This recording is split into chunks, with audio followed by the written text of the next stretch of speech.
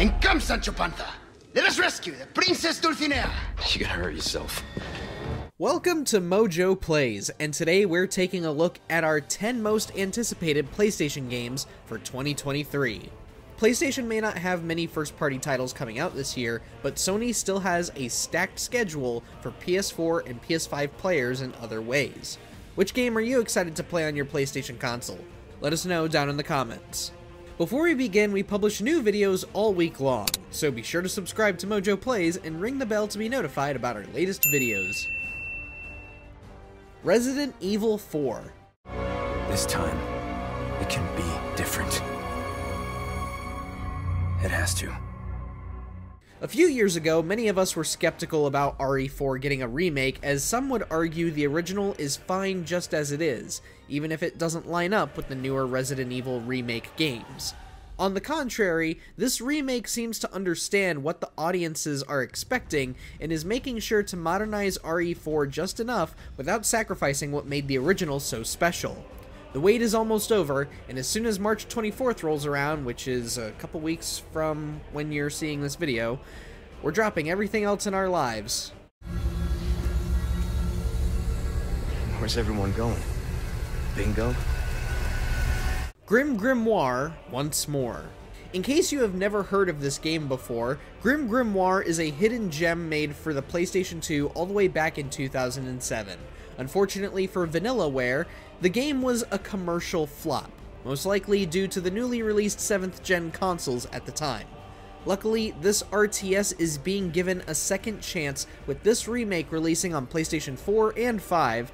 Now, you too can command your armies of familiars as you explore and defend your school of magic. If you loved the imaginative worlds and luscious art of Dragon's Crown and 13 Sentinels Aegis Rim, then you should grab Grim Grimoire and experience one of Vanillaware's very first games.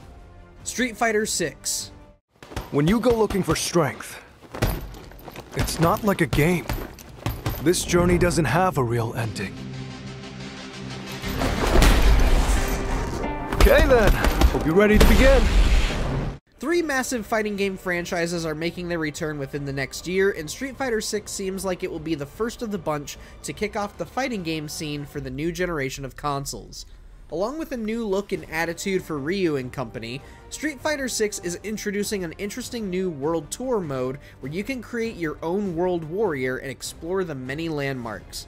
You will also be able to run around and explore the Battle Hub, which will act as a giant online lobby for you to talk to and fight your fellow players. It is perhaps the most ambitious we have ever seen Street Fighter, and the RE engine makes it a real looker. Seriously, have you seen our Queen Cammy? Damn! Street Fighter VI will be in our hands June 2nd, 2023.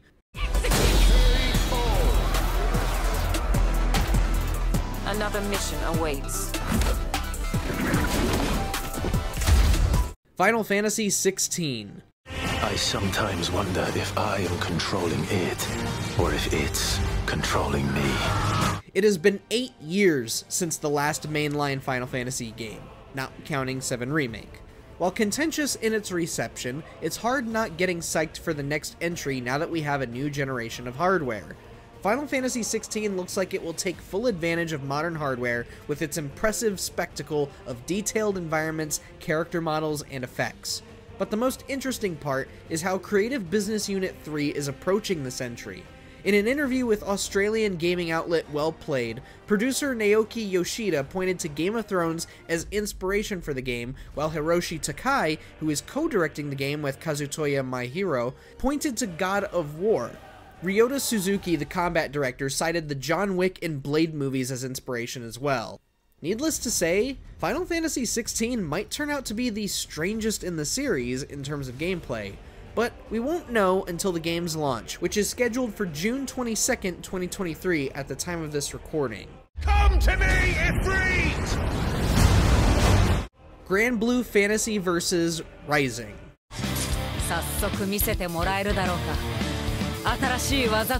Arc System Works has been busy these last few years, having put out a fighting game or more every year since 2012, ranging from Dragon Ball FighterZ to the Blaze Blue and Guilty Gear games. They've been all over the map, man.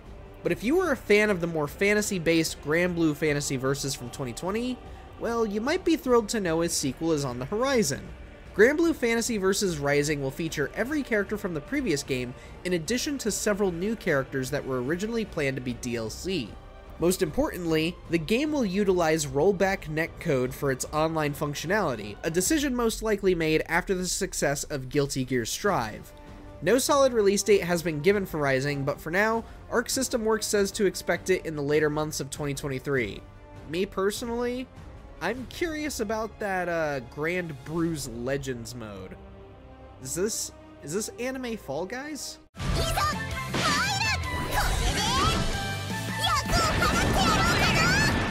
Crash Team Rumble.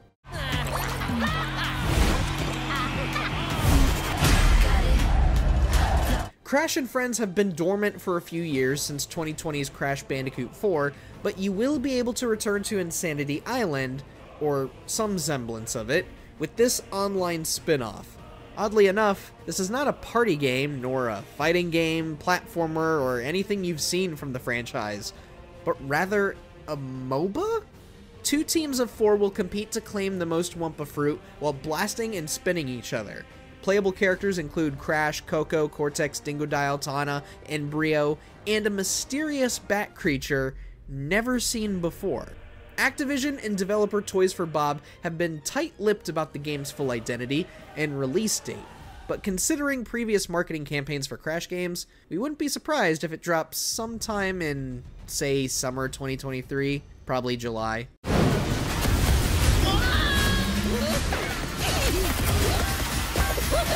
I'm a real king. Pacific Drive. Make sure to utilize all appropriate safety gear and equipment. ARDA does not condone petty theft. However, should you find yourself in a life-threatening situation, you may at times borrow from your surroundings. No, this is not a game based on the Australian TV series from the 90s. Pacific Drive is a self-described survival driving game. Drive towards the center of the Olympic exclusion zone as you collect parts to upgrade your car and brave the harsh environments to uncover the mysteries of this eerie place. Developed by the Seattle-based Ironwood Studios, Pacific Drive looks to be one of the most interesting indie games coming to PlayStation 5. Though no firm release date has been announced, Ironwood seems insistent on the game's 2023 arrival. ARDA is not liable for any injuries or deaths suffered as a result. That's it for today's training. Happy trails and good luck. Baldur's Gate 3. And when I tried to buy it back, it cost me everything.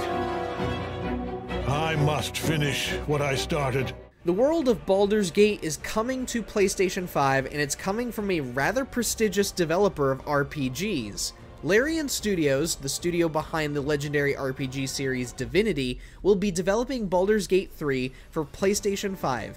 The first game being developed by BioWare in 1998, Baldur's Gate has seen a quiet success in other forms, primarily through remasters and re-releases.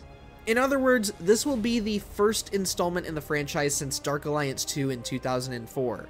And given Larian's monumental success with Divinity Original Sin and its sequel, it's safe to say that Baldur's Gate is in good hands. We're stoked to see what's in store for us when it launches August 31st, 2023. He's not the kind of man who takes kindly to captivity. The cult captured him. I almost feel sorry for them. Marvel's Spider-Man 2. For as long as I can remember, I have looked for an equal. Sony's first-party lineup is glaringly bare for 2023, as we noted earlier, but in retrospect, does it really have to be full of tentpole games every few months? Regardless of what could have been used to fill the schedule, Marvel's Spider-Man 2 is Sony's biggest game scheduled for fall 2023. Unfortunately, them and developer Insomniac have been keeping their cards close to their chest. So for now, we can only speculate on the possibilities of co-op and which villains might show up. Yes, we will. Final Fantasy VII Rebirth. He wants to reclaim his birthright and rule over the planet with Genova at his side. Now, we are well aware that Square Enix has said Rebirth is scheduled for a Q4 2023 release window, but we should keep Final Fantasy VII Remake in mind. Remake took quite a long time to develop, announced in 2015 and not releasing until 2020. And even after all of that time, the story was not complete, and the retelling of Final Fantasy VII is supposedly a planned trilogy. So who knows what Square is going to pack into Rebirth and what it's going to save for the final third act. We aren't saying it's impossible for the game to come out this year, but if it gets delayed to 2024, well, don't be surprised. I'm trying so hard to find you. Sorry. Feel like I failed you. Did you enjoy this video? Check out some of our other videos here on MojoPlays, and don't forget to subscribe for more great videos every day.